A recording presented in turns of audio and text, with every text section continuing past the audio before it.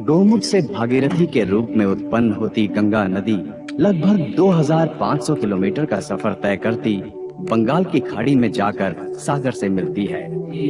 गंगा केवल एक नदी या प्राकृतिक संपदा ही नहीं है, बल्कि समस्त भारतवासियों की आस्था का आधार भी है।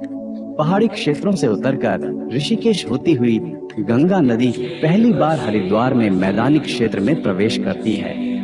उसके बाद गढ़मुक्तेश्वर, कन्नौज, बिठूर, कानपुर होते हुए वो इलाहाबाद में यमुना तथा सरस्वती से मिलती है। ये स्थान त्रिवेणी संगम के नाम से प्रसिद्ध है और जहां प्रत्येक 144 वर्ष बाद महाकुंभ मेला आयोजित किया जाता है।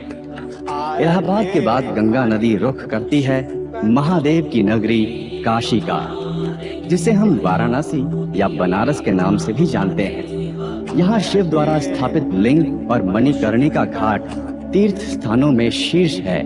मिर्जापुर, पटना होते हुए भागलपुर के बाद गंगा नदी दक्षिणवर्ती हो जाती है। फिर पश्चिम बंगाल के मुर्शिदाबाद से होती हुई वापस हुगली, कोलकाता, हावड़ा होते हुए सुंदरबन डेल्टा से बंगाल की खाड़ी में सागर संगम करती है। ये स्थान गंगा सागर के नाम से जाना जाता है, जो हिंदुओं का एक और प्रमुख तीर्थ स्थल है।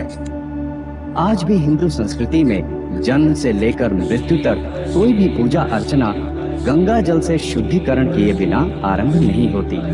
जो गंगा जीवन दायिनी भी है, वही मोक्ष भी प्रदान करती है। लेकिन ये कैसी विडंबना है कि सबसे पवित्र कही जाने वाली गंगा नदी का नाम आज दुनिया की सबसे प्रदूषित नदियों में लिया जाता है।